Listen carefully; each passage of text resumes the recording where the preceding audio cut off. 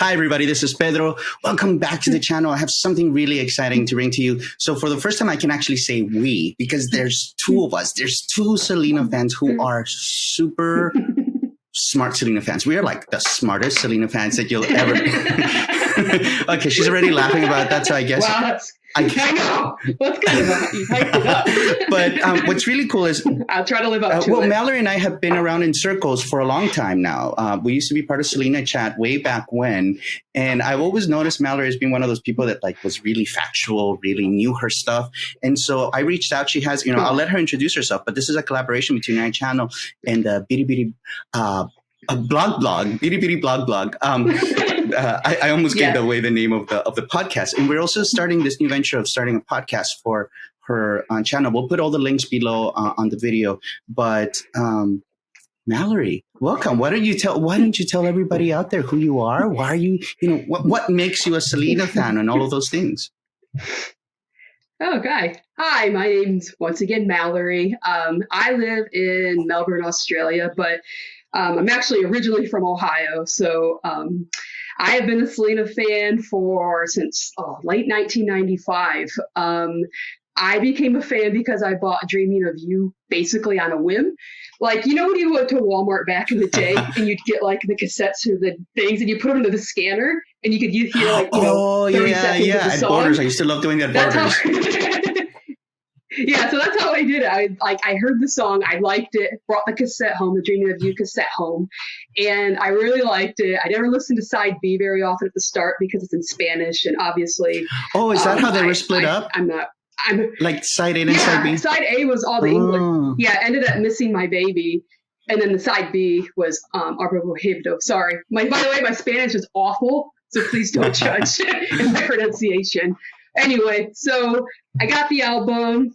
I really liked it, but what really got me really sucked in was I got the Selena Remembered VHS at like a Sam Goody or something like about a year later, and that's what really got me sucked in. I don't know what it was, maybe because you got like her whole story probably, and at the beginning of the VHS they had the trailer for the movie, and that got me really excited.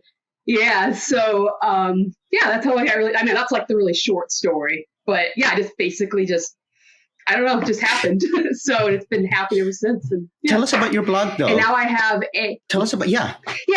So I started Bitty Bitty Blog back in 2015. I just wanted to share like my various views on Selena things without any drama, I guess you could say. And there's drama in Selena fandom. Like any controversies. Oh my gosh. I won't even get going on that. I just wanted to share some facts, my thoughts on things, maybe some things people didn't know about. And I put it all out there for people to read. And so I try to make it as positive as possible, no drama involved. And so I've been doing that for the last I'd be 6 years now. I think April 15th is when I started in 2015. So so it's been going on since then. And you also have a Facebook that goes along with the blog. Oh yeah, sorry. Yes, that's correct. I have a Facebook page under the same name, Bitty Bitty Blog, and I try to just share things that are interesting. I try not to. And this isn't a knock on other Selena pages at all. Like, I think they all have their place, and I think it's cool that people remember her by sharing photos and things every day. But I try to just share things that I find particularly interesting, like, I don't know, like her old records from when she was a child, for example. I just shared something with that.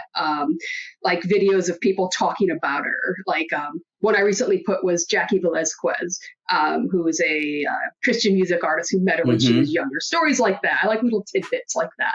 So, and I also have that on Instagram under the same name, and I share similar sort of things. So that's really cool. I was just reading one of your old articles about before the series was released, and it was about like here are the things that we have to see in the series, and I think you're gonna get it. I think you're gonna get everything. I know. I was reading through that. And I was like, dang, I was right on. Yeah. Like, I was like, that was a pretty good prediction because I was really hoping they'd focus on certain things. And I'm like, yes. So there's a few things for next season. I don't want to get ahead of myself, but for next season that I want to see. But I'm really hoping they show it. And I'm not going to go into that now. But looking at the trailers, I think they will. I agree. I think that there's going to be stuff. I mean, from the leaks that have been coming out. One of the other things that Mallory and I do is that we help moderate, administer a group on Facebook that has 15,000 Selena fans, series fans, Christian Serrato's fans that are all part of the series. Similarly to the way that she was describing, is that it's all positive. It's all positive commentary. It isn't bashing anybody. It's being supportive and being rational about what to expect from a series. Yeah, and like giving. You don't have to love it. Like, as long, I think it's cool to give constructive criticism. I mean, like, I will probably in this, but yeah, it's just not there to like, oh, doesn't look like her, and like it's just getting to talk about the series as a whole without the drama involved. Exactly. Like you can get in any YouTube section. And that's what we're hoping to be able to do with this whole podcast videos, is to be able to dive deep into the series, into chunks, to be able to talk about Selena's life in relation to the story, to see what we liked, what we didn't like, and also sort of what we're expecting, what we're hoping to see, what we were hoping to see that maybe we didn't see. And so it is constructive criticism. Not every Selena fan. I've been criticized a lot on Twitter because I defend the series a lot to a lot of people who are just like, this is trash. It's like, no, it's not. But it's, and they call me a shill for the family. It's like, no. I just want people to give it a shot the way that they did with the movie, because it made a lot of fans. For me, that's my. I think even. Oh no! Sorry. Go ahead. Oh, I was going to say, because even as Suzette said, even when the movie first came out, there was the same kind of criticism. So it's nothing new. And so for me, for the people that are coming in from your side and know all about you but don't know me, I've been a fan. Well, my family had Selena music from, I don't know, the early 90s. My brother had all her albums. I knew the music. I knew Como La Flor and Biri Biri Bamba. But I wouldn't consider myself a fan. I mean, I was familiar with her music. And it really wasn't until the movie that I didn't even know she was born in the United States until the movie, when in that part where they say, like, people are going to wonder how I learned English so fast. It's like, that was me. I had wondered for dreaming of you. It's like, so wait, she speaks English now? Not ever knowing that English was her first language or anything like that. And so to me, it was pretty cool I just remember feeling so overwhelmed by thinking, like, there's this really cool person that I never gave a shot to, and that I could have easily, gotten her album, signed up for her fan club when she was still alive. Let's not talk about fan club, but it's like I could have known this person. I could have gone to her concert, and I've never been the kind of person that like follows pop culture all that much. But I was just Selena was it. Like, I just, after that, I collected everything that I could. For me, it's magazines. I know for you it's albums. For me, it's magazines. Albums. Yeah. I never collected magazines. That's cool. Well, but for me, it was like with the magazines was like all of the knowledge about her, all of the articles and the interviews. Because it wasn't as accessible back then as it is now.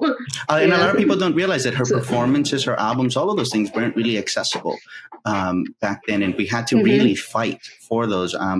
And I remember setting up my first GeoCities website with a Selena MIDI in the background. It was Biri Biri Bamba played in MIDI. I probably did do it. There were. I went to all of them. They were like all of 5 at the beginning. I mean, it's amazing where she has grown. I would have never imagined back then that she would have her own makeup line, that she would have the, and that not just her own makeup line, but the best sold, like for it to sell in seconds and things like that. I mean, I remember that I had to like explain to people at the store, like, who Selena was and being like, do you have her albums? Like, can you order them for me? And I grew up in Hawaii, so we didn't have a lot of Latin music here. So. Oh, I was from Ohio, so like cornfields of Ohio, like nobody even spoke Spanish around me. But she did go to Ohio. She did have concerts in Ohio, right? She went to Toledo. Yeah, I didn't live far from Toledo. I was like, oh my gosh, we were in the same area, like for a small period of time. So anyway, I had no idea until like 5 years ago. Anyway. So let's jump in. I mean, I think that's enough of our pedigrees in how we love Selena. Let's jump in. What we're going to try to do is take chunks of episodes at a time. Like I mentioned, we're going to do 3 episodes at a time. We're going to do basic, run through the episodes, and then sort of our likes, our dislikes, what were the things that surprised us from the series as Selena fans. And then, as always, put in any nerdy, geeky stuff about Selena that we know, which I know Mallory's very good at. Yeah, I love being the actually person about Selena stuff. Like that's the one thing. I don't like being that. Yeah, I don't like being that person, but at the same time, it's kind of fun. I don't want to be like, oh, Selena know it all, but it's just fun to point little things, inconsistencies out sometimes. It's all for fun. I don't take it too seriously, just to let you know. So take us away, Mallory. What did we see in the first 3 episodes? Okay, so we're going to start at episode 1. So with that one, it starts off with Selena in Chicago in 1994 talking to her siblings. She's obviously a bit worried about, she signed on a solo artist, and she wanted to make sure her family was going to be with her for that. Or sorry, she was upset because her family wasn't going to be there with her on that journey. And with that, from there we go forward. Lost my track. We go forward into her childhood just to see where she started. So it starts all the way from her birth. They even give the little story about how she received her name, and also gives the story about how her mother thought that it was a tumor at first. So I thought that was a really little neat tidbit. That's like one of those little tiny stories a lot of people don't know about. And from there, we see Selena, I think she's around 8 or 9 in the next few scenes when they find out about her singing talent. So her father discovers her singing out in the lawn, and I'm trying to remember what happens after that. Start a band. He takes her in, and that's what I was saying. I'm like, is there something in between there? I'm like, nope. I went straight to him singing with her in the guitar.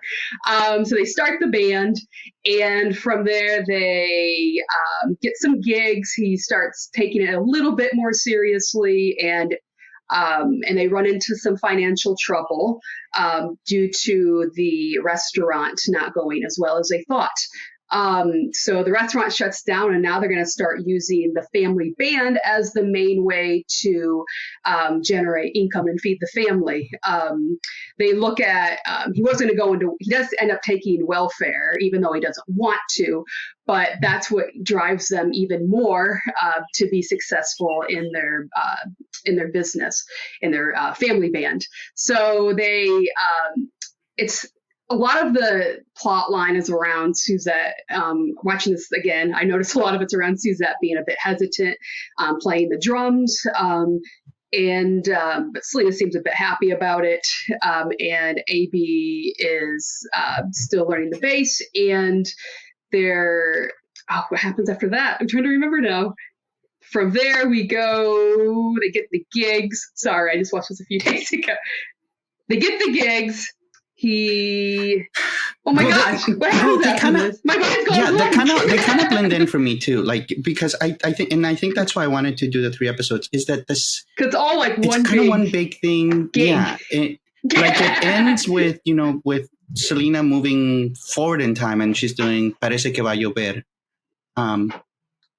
Yeah, we'll talk about that later. But I don't. I think they basically just go to the welfare office. They move to Did they move to Corpus yet? I can't remember. Oh yeah, they went to Uncle Hector's house, and they all sleep on the floor for a while because just as a temporary thing for them to get on their feet, and they just keep doing their thing, and then it just kind of jumps ahead after that. Like they show that they've struggled, with the nursing home scene and at the fair where they're singing, and nobody's really dancing or participating. And that's when they get the idea of like, hey, maybe we shouldn't be doing 1950 songs. Maybe we should be doing Tejano instead, since that's what the people want to hear and dance to. So the light bulb comes off, and it goes from there. And she decides he tells her to learn to sing in Spanish, and it kind of jumps ahead after that about 5 years after that. So, and that's basically the episode. It's just showing the very beginning. There's not really like I don't want to say a plot, but there's not like stakes involved. It's more of just showing, the very start of their career, like the very base of it. And, for me, that's actually, that's a great synopsis. And I had a really big problem with this episode. It's my least favorite episode of all of them. Like, it felt, even in the movie, the young part is the most boring part for me. Like, it feels sleepy. It feels forced. It feels like, like she's so cute. Wasn't she cute as a baby? Wasn't she cute as and it's like, it's exactly what you said. To me, it feels like it's showing versus they're telling you versus they're showing. It's so fast. Yeah, exactly. And I kind of think it's because they kind of thought, well, we already saw a lot of this in the movie, so let's just skip it. Let's just move forward. Yeah. But I just kind of didn't see it felt a little. It wasn't representative to me of the rest of the series. Yeah, it kind of had a whole different feel too. Yeah. Like, I don't know, it had like a different vibe. I don't know how to explain it. I don't know if it was the lighting or the acting. I mean, they all acted fine. Like, they all did a really good job. It was just like, it just felt different. Like, when I watched the whole series, like all at once the first time. But when I rewatched it the second time, I actually skipped the first episode and went straight to the second one because I was like, yeah, I already know the story. It's like everybody, like, I don't say everybody knows the story, but everybody knows the idea of like, oh, it was a family, they struggled, they made the band. Like, I don't know. It was all right. And that's exactly it. I kind of was hoping that in watching it again, so I watched the 3 episodes this morning, and I kind of wish they had skipped the whole first part. Because or maybe combined it with the second part. But even then, it just feels so rushed. It feels rushed and slow at the same time. Like, I don't know how it's able to accomplish that. Like, it feels sort of like, she was born, and then she like learned to sing, and then she started a band, and then she sang in Spanish. And it was like, how did that happen? And it was just them doing gigs. Yeah. It was just like her singing here, her singing at the nursing home, her singing here, her singing there. I was like, that's cool. So it was just kind of like, yeah, we get it. And so, yeah. I gotta tell you, for the first episode, what I really, really also disliked was the open, that you described really well about her having, being grown up Selena and having that, in Chicago. And I'm thinking like, I didn't even know how to explain it. I was like, what concert was that? Was that even a real concert? Like, I know she went to Chicago and yeah, because I know she went to Chicago, but I know in 1995 she had a big concert there, but I never knew of like a big Chicago concert in 1994. Yeah. I don't know. Was there a big show there? Yeah, and it's like with all the I thought that was a really weird choice. It was really pretty. It was shot beautifully, but with all the stars and everything, like I just kind of thought like, what are we looking at here? Like, what is this? Is this like a fantasy? Yeah. Is this a dream? Like, what exactly are we looking at? Yeah, because I don't think it was a real show that ever happened, obviously, because she didn't wear, to my knowledge, if somebody wants to prove me wrong, that's fine. But to my knowledge, she never had an outfit. She never wore that Houston 94 outfit in Chicago on a big, not that I have big seen, show like that. But yeah, we if you have any information out there, let us know. But to me, the really it was just out of place thing. Like, it's like she's getting ready to go on stage, and it feels like all of it feels really low energy to me. Like the entire episode, and she's kind of backstage, and there's nobody around her. Like it's like if you have tons of people at concerts, and you see people at Selena's concerts, and there's people like piled on the sides, like that are just standing there for no reason at all, that are just like gawking at her. Yeah. And she's like in the back, just sort of breathing to herself, and just sort of calmly walks on stage and performs. And it's like, come on, like, and I think that's what gave a lot of people a really bad taste in their mouth. That's the first thing that they see, and they kind of. I never thought of it and like that. And they don't see Selena because they're used to, Selena seemed like a hectic person. She did not seem like a, I'll take a deep breath and collect my thoughts in the back and then walk on stage and smile. Like, it seemed like they were like, come on, let's go, get this. I hate to compare. I don't want to compare it to the movie all the time, but, and we know that what they showed in the movie also wasn't particularly realistic. But from what you saw in videos of the real Selena, you saw a lot more life and energy during those concerts. There's like drunk people. Yeah. There's all, it's a big deal. Yeah. So. Exactly. No, I agree with that. I thought as I said, I thought it was really visually pretty and everything like that. I liked the lights. I liked the stage, but it was just, I don't know. It was a weird start. I don't know. I thought it was a really weird way to start the whole series. So I was wondering if you thought, because one of the things that we know about the series is that originally this producer, the Campanario Entertainment or Productions or whatever, in the writer Moises Zamora, I forgot his name. No, that's Marcela's last name. I know it's Moses. Yeah, Moses something.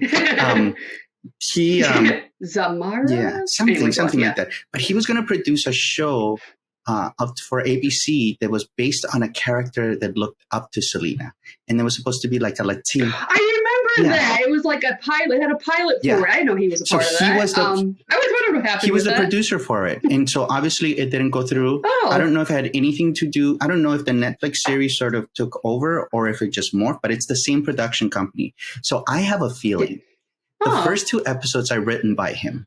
And I wonder if they were really the structure of what was supposed to be the series for ABC. Like, a family struggles, it feels a little bit more generic, a little less, based on, I'm not sure, but I have that's a really good theory. Yeah, my theory is that he kind of... And I learned something new. I had no idea he was a part of that. Yeah, so it's the same production company. And so obviously, it morphed into this. I don't know what did. I don't know if it had to do with Chris's, storyline that he was producing the thing for Selena. No. I have no clue what was behind the scenes. But it was... Oh, there you are. It was very much that he was involved in it. So I kind of have a feeling that he kind of took his plans for this and put it into the beginning part, because it was supposed to be a young girl that was looked up to Selena, was a music, it was, I don't know. That's just a theory. That's a really good. It's not fact. That's a good Everybody theory. Out there, it's not fact. Don't say it as fact. That's just my own thought. Anyway. No, that's a really good theory. And I seriously always wondered what happened to that. Maybe it just didn't get picked up. It was just made. The pilot was made. It wasn't picked up. Because it was picked. ABC had said that they had ordered a full season. I was very surprised about that. I just went and looked at the release today, and it was supposed to go on, and then all of a sudden it just didn't. And then Netflix announced, a few years later that they were doing this thing. So. And since it's the same production company, I just assumed that it just sort of morphed into something else. I personally think that once they saw the product, they're like, no, we really want this to be about Selena. We don't want it to be not about Selena. We want it to be about Selena's in the background kind of somewhere. Yeah. Which is exactly kind of how she feels like in the first and second episodes. It's like she kind of feels like kind of in the background. I'll get into that later. What else you got? I was thinking, I don't know, maybe I'm getting ahead of myself. My biggest pet peeve, and I'm sure I know everybody else said this, that last scene of Selena not singing, it was not her voice of that song. Oh my gosh. Okay, I got a rant. I don't understand why they use somebody else's voice for that. Because they have that song of her singing that very song on that Selena y Los Dinos album from 1984, or the Freddie Records. She recorded that song with Freddie Records, and maybe they didn't give her permission. That's fine, whatever. But the thing is, they do have songs of her singing before the Alpha album. There's stuff on the Cara record. She could have sang "Oh Mama" or I don't know, "Se Me Hace." She could have sang anything. But instead, when they first introduce her, they use somebody else's voice. And I remember sitting there, I was like, what is, I was watching it with my husband, and he's semi-familiar with her, but I was looking at it, I'm just like, that's not Selena. And then other people had the same response. And I don't know, I thought it was really jarring too. It's why have all of these details, all of these really specific details, which they did great at, the tumor thing, like you mentioned, that was a really cool little detail, how they named her, the fact that Selena's mom thought she was having a boy, and that Selena was the name of the lady that the lady next to her had gotten, all accurate, all have been come. That was cool. It wasn't Christian's voice either. That's what bothers me even more. It wasn't Christian's voice, it wasn't Selena's voice, and it sounded like an adult, like an adult singing. Apparently it's no, I found out, somebody did research on this, that it's like a 12 or 13-year-old kid. It is? Even though it sounds like an adult. Yeah, it's like a professional singer, and I think she's from Mexico. I don't know her name though, so I don't want to just like throw things out there, but somebody had a link and everything, and I'm just like, but why? Why did you use that? Yeah. Like, I don't know. It was just really bizarre, and I was just kind of like, whoa. especially that was like her first scene, like Christian's very first scene. I don't know. I just thought that was really bizarre. I agree. And but, and the on the flip side of what I definitely did like, I mean, I do like that they show how Selena was born, Selena being born. There was a really cute baby that they used, which I've seen pictures of the Selena baby. She was a chubby little kid. So not at all like all the pictures of baby Selena. She's always really chubby, a really healthy looking baby. Yeah. But, what I thought was really, really cool was getting to see like Southern Pearl, like them. Oh no, we're not there yet. Yes, are we there yet? Yeah, we are there. Southern Pearl. Yeah. And like the house. I know that was cool. It's like, yeah. And I liked seeing that they showed the old band members too, like the original. Like I don't remember their names, but like the woman and the other guy. I saw them in like promo pictures, like really early promo pictures, but I've never actually knew their names, and it was just really cool that they, they're only in for like 5 seconds, but it was still cool to see. Yeah, I mean, it to me, it shows that they did their homework, right? That the producer, because in other that we're not comparing it to, they sort of just skip over everything. Like they sort of skip over any of that. Yeah. I also really enjoyed that the kids seem to be age appropriate.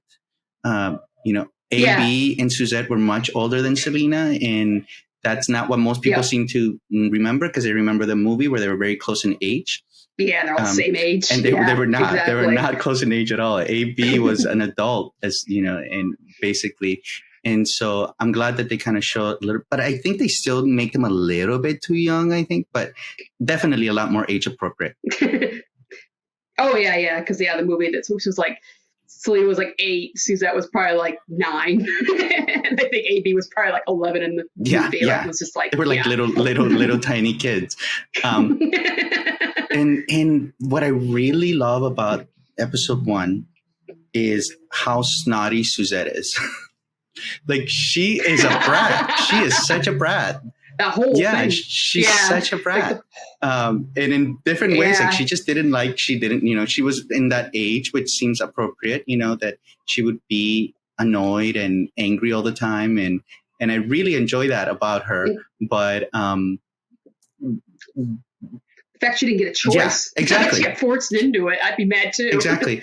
Which sort of was a good juxtaposition to Selena being just sort of like, yeah, sure. You want me to sing in Spanish? I'll sing in Spanish. All right. I'll learn. But in reality, though, like, I don't know. Once again, I don't want to be like one of those nitty gritty detail fans. Apparently, when Selena first started singing, she didn't want to she only wanted to do it for like short periods of time. She was very stiff, apparently, when she sang. She was shy. So in the show, it kind of shows she's like, yeah, cool. And she's, gets really into it and stuff. But once again, that's just me being like too detail oriented. It's not really important, but it's just something I noticed. Yeah. And then finally, like what I really liked about that they put this in the first episode and they put this on several other things are the Mr. and Mrs. Quintanilla romance. Like they show them in love. I think that's a nice little thing, because I mean, Mr. Quintanilla does not seem like a pleasant man when he's angry. So you do have to sort of wonder, like, why would a woman like that, who seems so nice, stay with him? Why would she? And so you see a little bit more. It's like he treated her well. He really, appealed to her. And that's why she stayed. And that's why they seem to be a good couple. And you see it more too. Exactly. Yeah, as the episodes go on. So I like that too. What about for you? What were the things that you liked? The light, as I mentioned, is basic. We kind of went over it. Like basically the details, as I mentioned, with the Southern Pearl and the band members. Oh, I had one. Madison, who played Selena. I don't have her last name. Madison Taylor Bias. I learned that she was. That's it.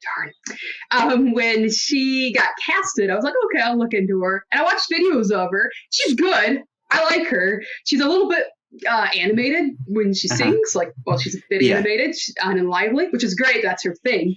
And I was thinking, oh no, are they going to make the Selena little girl, Selena, the same, sing the same way and that sort of thing. But she actually did really good at toning it down a lot, and how little Selena sang back then. Yeah. So I don't know, I think she did a really good job with that, and I agree. Interacting was really good too. So I was really surprised, and that's not a knock on her at all. I just want to make sure that's straight.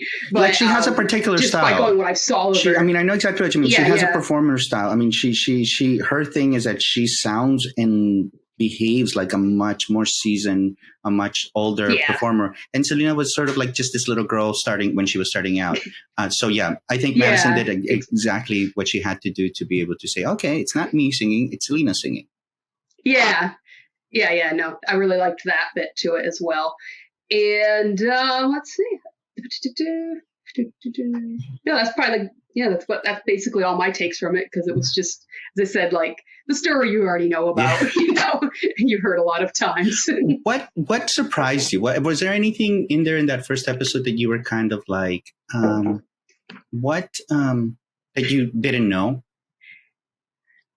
Actually, no. I was really trying to think.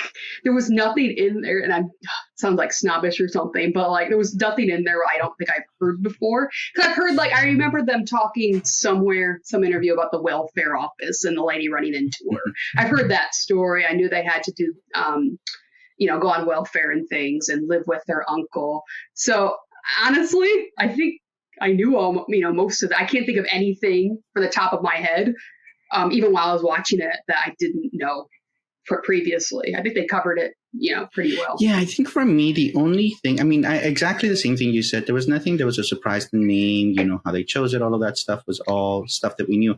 I was surprised just how much they leaned into all of those details, which we, the hardcore Selena fans really know well, but that other people don't. And I thought, oh, okay, well, what's going to make us special now? Because we used to know all these details, and now they're giving them away for free on Netflix. They didn't have to do, hours and hours of research on the internet to know all these details. They're just going to have the series that tells them all. But as far as like an actual surprise is, I don't think I had really envisioned how much poverty they were in. Like I knew that they had gone and I knew that they were working. Yeah. But, I think seeing them sleeping on the floor like that, and they talked about it. So it wasn't that. That was a cool visual. Yeah, like to envision like Selena, just, that her starting in the music industry was sleeping on the floor next to her sister.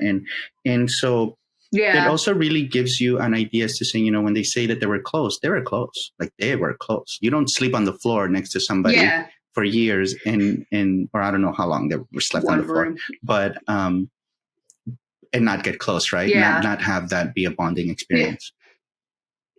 Yeah. No, that was a really cool visual, because I don't think, once again, I know it's natural to like compare it to the movie, but like I like how they really showed that compared to the movie of them just being huddled in that room at night, right across, right next to each other while they slept. So yeah, I thought that was really cool too. Well, and then there was that scene in the movie that they did delete that would have given a little bit more of that, where, they're struggling for money. They're staying at Uncle Hector's house, and Mrs. and Mr. Quintanilla are kind of fighting because they don't have enough money. And then he kind of makes the decision to just like lean into the music industry, but they cut it. And then they just jump into, it's one of the scenes that they cut. And along with, Selena being bullied at school, which we didn't see in any of this. Oh, yeah. But I think that the series just overall, this first episode just was not my favorite. Not my favorite at all. Yeah. It's a good basis, but it was like, he had to get through it. It was well done. Just nothing new. All right. Moving on. What do you got for the second episode? What happened then? Okay, so the second episode, we're finally introduced to like a teenage Selena. She's around 14 or 15 in these episodes. So it starts off, I'm trying to think how it started off. 1 second. I should have took notes on how it starts off. It starts off with Parece que va a llover, the whole roasting. Oh yeah, the roasting. I'm sorry. Yeah, so they go back to that song of her singing. Her singing. Yes. And then they shows them then they go from singing to there, and she receives a rose from a little girl who admired her singing. And they take the bus home. Sorry, they take the van home, and they show her teenage Selena back at the house. And it shows Suzette and Selena and AB and just like their everyday lives more before like the band got big. I particularly like, I'm getting ahead of myself once again, when they just show that quick little clip of Johnny Canales of her being on there. I thought that was really cute. That too. That was like my favorite part of that episode, I think. So it shows her there, and 1 second, I gotta get my notes. Yeah, what else happens in that episode? I'm trying to remember. I'm getting like the second episode and third episode mixed up because like she looks the same. And that's why I'm all like, oh, this is when she needs. Sorry, you go on. No, sorry. I just realized how we can differentiate these episodes. I feel like the first episode. I know because she looks the same. That was really Suzette heavy, like Suzette like getting. Well, no, the first episode was really Abraham heavy, really Abraham heavy. I mean, the entire series is Abraham heavy, but I think. But then the second episode is really AB heavy. Like, oh yeah, it's around him getting the song from De Silva. But I like how it shows at the start, just like their everyday lives before they got really big. It has Selena at school, just at her locker talking to her friends, and from there we see oh my gosh. My mind is blank on this. I'm getting mixed up. Okay. let's. I know the plot. Yeah. I know the plot of the episode, like him trying to get the song. Yeah. Of him trying to get the song. I'm just trying to remember, how did they get from Selena at school to them needing a song? Yeah, and actually that... Can you remember what happened? Not really. And like... They didn't really go together. Here's the part to me, which is why I wanted to clump these 3 episodes together, is that like there isn't much plot. Like there isn't much plot. But I do enjoy. I mean, I should take it back. There's plots, but they're not necessarily involving Selena. So one of the notes that I have of dislikes is that how little they have about Selena learning to actually sing in Spanish, or learning, like, how did she do it? Like how I don't know how do you phonetically learn a song and pronounce it perfectly. Yeah. That must have been a really difficult process. And not know how to speak it, or even what you're saying. Like, and the feelings. I mean, she was very good at interpreting. I mean, I'm listening to her music early on as a native speaker, and I don't sense, I've heard, like anybody from Beyonce or Christina Aguilera or anybody else, Celine Dion, singing Spanish, and you can tell they have no clue what they're saying. Like, or if I'm singing it. Well, but so obviously Selena got a lot of help from her dad. We know that, we hear that a lot. But it would have been cool to see that. But what we do see is AB sort of learning to figure out how to put together a song, right? Like how... Was that the episode where like he kind of goes to the club and he starts listening to how the different parts are put together? Yeah. And like the instruments are like all the... That's like at the very, very end when he starts to get more pressure of like, you gotta make a song, you know? So I think that's really cool. And I really love that aspect of it. But I just kind of wish Selena was also involved. She must have had her own process too, as to how did she figure out what emotions to sing? How did she,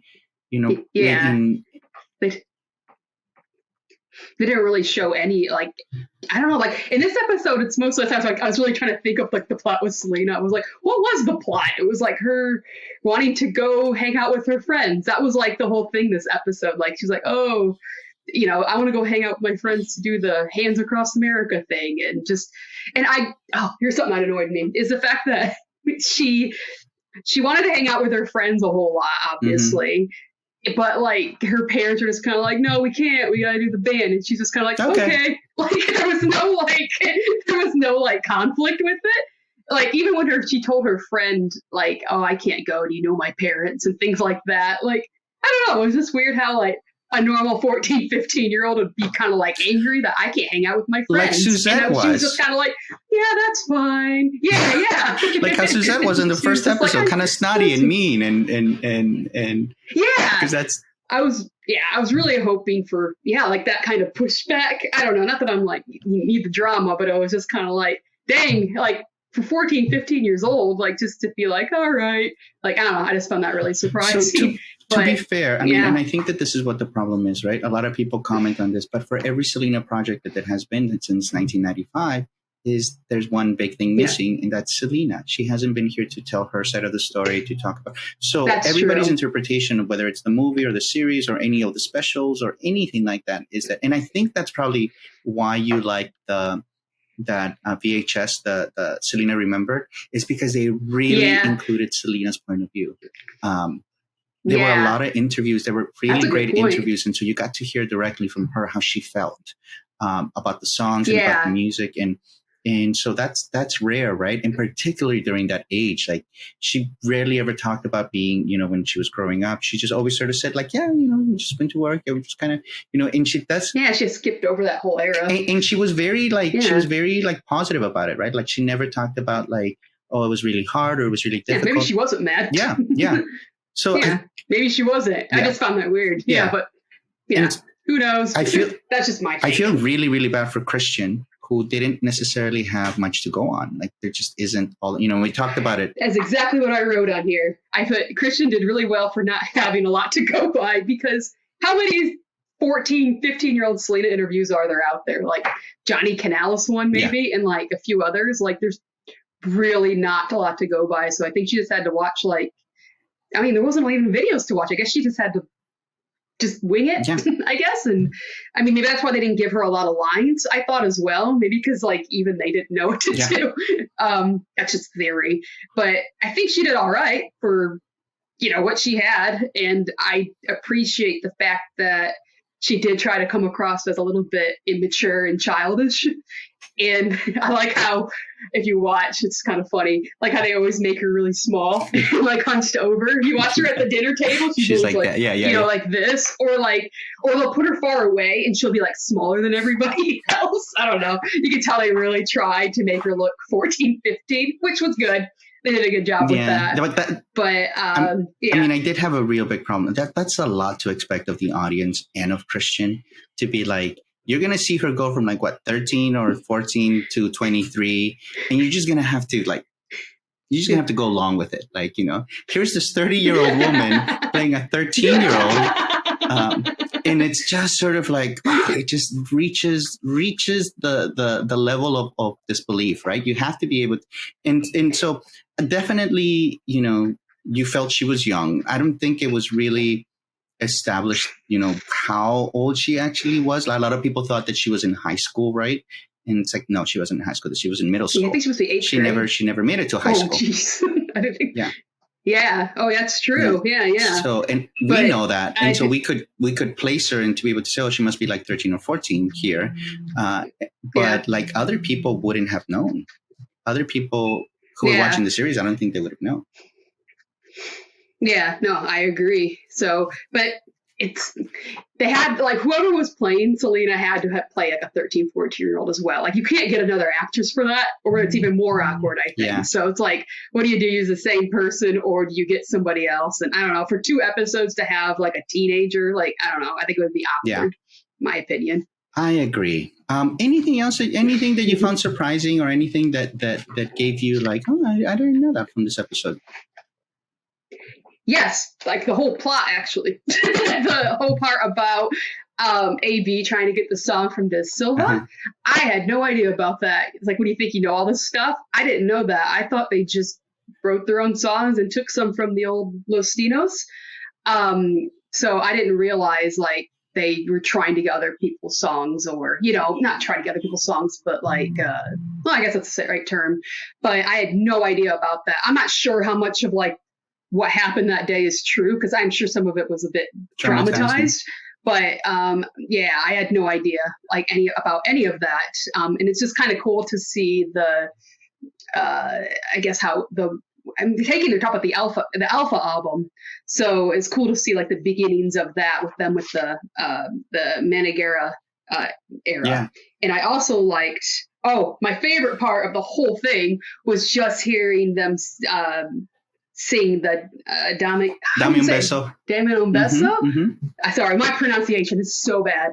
When I heard that just start in the studio, I got so excited, because it's I never ever imagined hearing like an old school 80s Selena song, like in a, like a big screen like that. So hearing that, I was just like, yes, like that was like, it made like, didn't make me cry or anything, but it kind of gave me like, like I got really excited because it's just like, I love 80s Selena music. I think it's really underappreciated. So it was really cool to get to like a big audience. So I loved that. Well, part. I'm one of those people that didn't appreciate Selena's 80s music until now. Like any of her earlier stuff, I just kind of thought, it's like, well, I'm not into listening to a little girl singing. Like, that's nothing against the music or anything.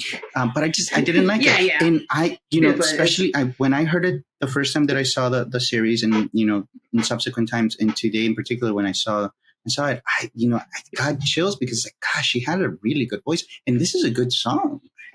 This is darn good song. Like legit good songs. Yeah. And I'm assuming that's, I don't know if 100% sure, but if that's AB's actual first song that he like really written, like for real, like that's pretty good. Maybe he wrote something before that. I can't think. I don't think he did. He definitely, it was his first hit, I think, for like hit. Major song. Yeah, at least that's the way they portrayed it. And I thought that I really liked that moment that AB hearing his first, hearing on the radio as the cars passing by. I thought, that must be really neat. And I'm glad that they included that because certainly Selena's highs are important. But, they were a unit. Selena was very clear that they were a unit. And so it was neat that, he got his moment when he first had to write, got to hear that song. And then very quickly crushed by Mr. Quintanilla saying, well, write another one. That was horrible. I was like, oh gosh. I don't know. That just made me sad and sad. I was like, geez, what a Debbie Downer. So that way. Oh, and the other thing, one last thing on mine was that something that annoyed me even with future episodes I didn't like was just when they added the background music sometimes to some of the scenes. Like it was like this, I don't know, it was just weird. And I was like, wait, is this supposed to be funny? Like, is this supposed to be like I don't know. It was weird. It wasn't necessary. Like if they just had that conversation without the kind of music in the background, I don't know. I think it just would have went off better, but just a minor thing. I don't think it was that minor. I think particularly for a show that is based on music, because I thought they did a really good job up until the Dame Un Beso, like how the construction, how, Suzette was practicing the drums, and saying, so I do this. And Selena, props to Christian Serratos, who sings that, a cappella Dame Un Beso. She sounds good. Like she sounds like Selena. That was good. But so it's like for a show that's based on music, like they could have done a better job in figuring out what music would make that song sing better. I feel that they do get better. I feel like because they're kids, they're trying to make it lighter, but it's like kids have trauma too, for God's sake. Like moving from their house and all these things, like it would have been very traumatic. Like they didn't need to be like a full house background and background music in that just because they're kids. That's exactly what it is. No, that's a really good way to put it, like full house music in the back. So, like the whole scene would have been seriously fine if, they talked about, hey, you can't go to Hands Across America. Like, that's cool. Like, you don't need like the weird, wacky music or the sad music in the back. Like, we get it. So let's move on to the third episode, because this is my favorite of the bunch. I don't know how you feel, but I want to point out something, that this is the first episode that is written by a woman in the series. So it's written by somebody named Jessica Lopez. And I personally saw a lot more female-driven, like we get a lot of really cool female kind of scenes. And I can't help but notice that it was written by a female, and so maybe the entire series should have been written by a female, That's a really good catch. I did not know that. But after you mentioned that, it's true, because they have like Laura Canales giving her advice and all of that. So that's a really good point. Yeah. So, but with this one, the big thing in this episode was that she was nominated for a Tejano Music Award, right? And so were the men nominated for a Tejano Music Award. And this is the first time that we really get to see Selena sort of get really excited about her, her fashion, right? Like she designs her costume. Yeah. What else happens in this?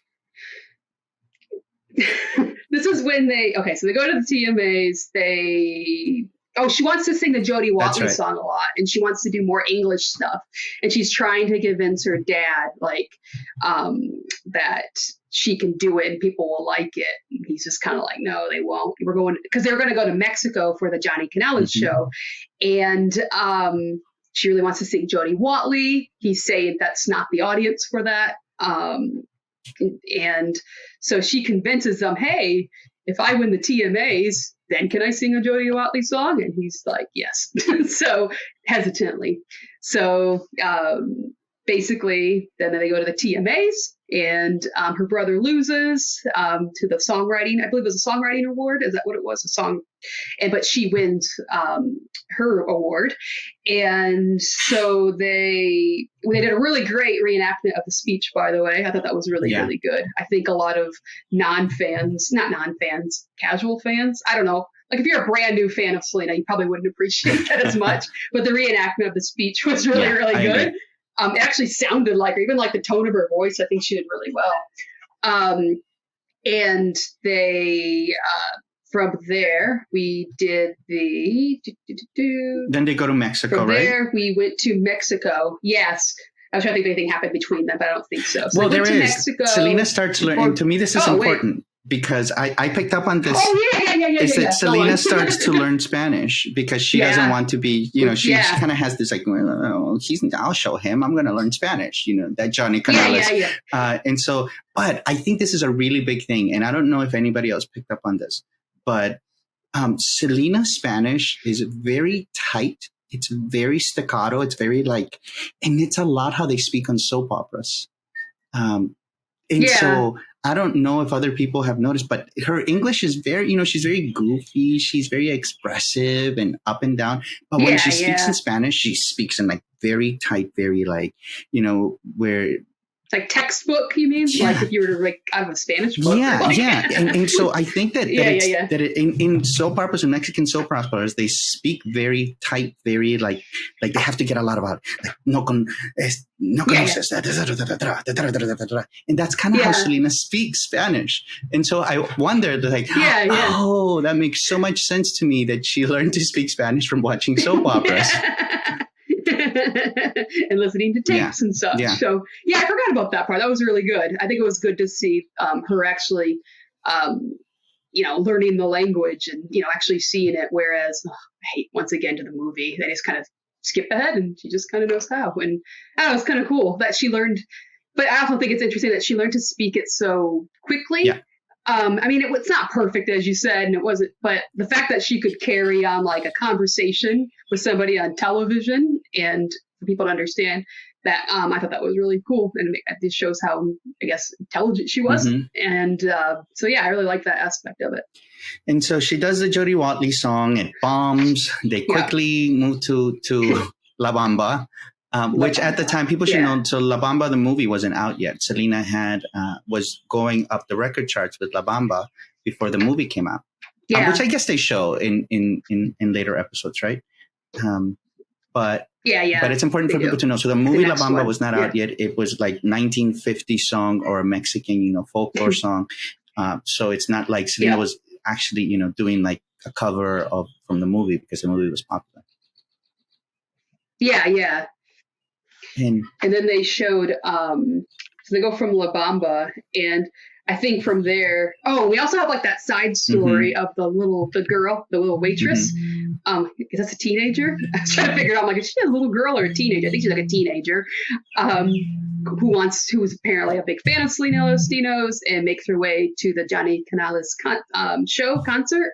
And I loved that they gave Suzette some love on this, and showed her as that she had fans, and that, because I know Suzette's been really frustrated playing the drums and how her brother wanted to replace her. Well, not really replace her, but joked around about replacing her with the drum machine.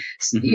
The drum machine. Yeah. So I don't know. I really liked seeing Suzette kind of get the spotlight in this one, and seeing that little girl excited to meet her and things. So I thought that was a really cute little bit.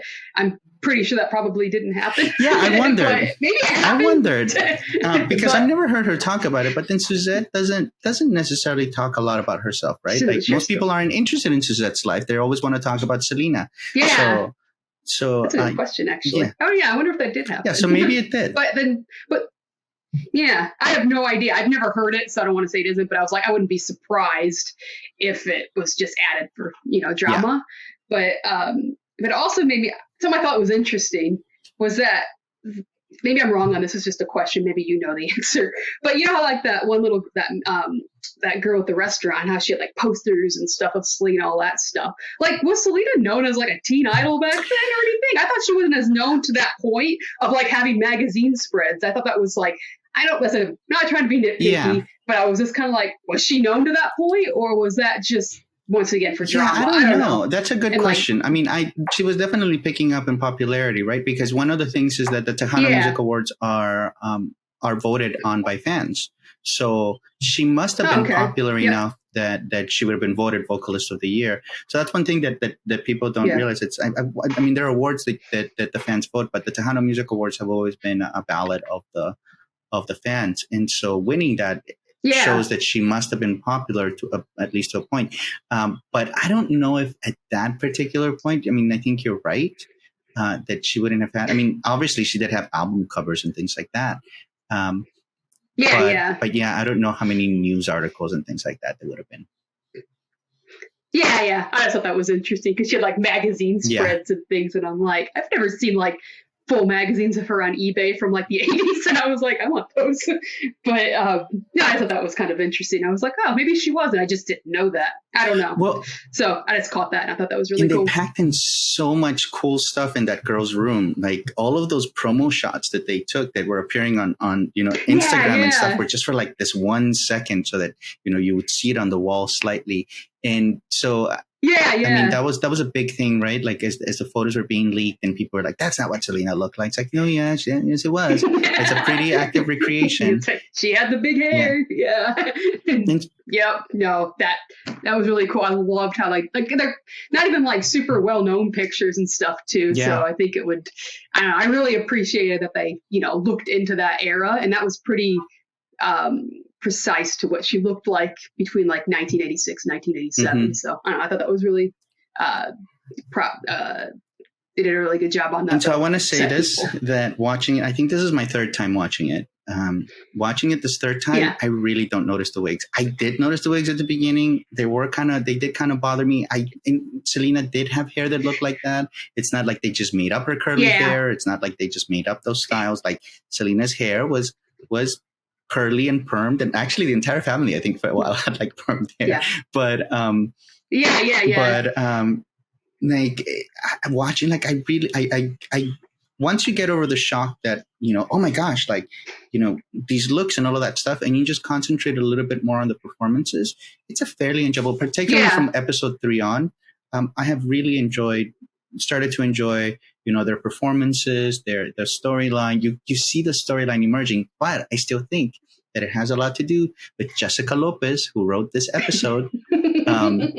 We see that Laura Canales in exchange. I thought that was really cool. People say that it didn't happen. Oh yeah. So I was gonna say if that happened or not, but and her grandparents' story. Yeah. How they mentioned that. I knew Amor Prohibido was about that, but I didn't know like the story or about her grandparents. Mm-hmm. So I thought that was a nice little tidbit they added there. So I thought that was really cool. Yeah. So at this point, I think I really started loving the series because you can just tell how much the producers are putting love into the details that they're doing, the recreation of the album covers, the recreation of that concert. When I saw pictures of that concert, I was like, oh, they're going there. Like they're showing all the, I used to call that outfit that she performed in what was it? Matamoros? Was that where it's supposed to be? Her spacesuit. That sounds right. It looked like a spacesuit. Like little boots and everything. Like the boots, and like she just needed a little cute helmet, and like it'd be like a spacesuit. So they went there. They leaned in. It looked accurate. They sound. I loved that they used a real voice. Yes, I wrote that down as well. But like the fact that they used instead of like I don't know, Christian singing it or anything like that. Or some random really person. Cool. It's a random 12 or 13-year-old. Who knows? But that was real. I really appreciate that too. I think same for me with like, say, episode 3, you start to get more of the feel of how they're, how they're going now. So yeah, no, I agree with that. And the fact that, and the other thing is I just love the fact that the series as a whole is incorporating the TMAs, because I thought it was such a huge part of her career, important to her career. And I love how, like, every episode almost like they have shots from that.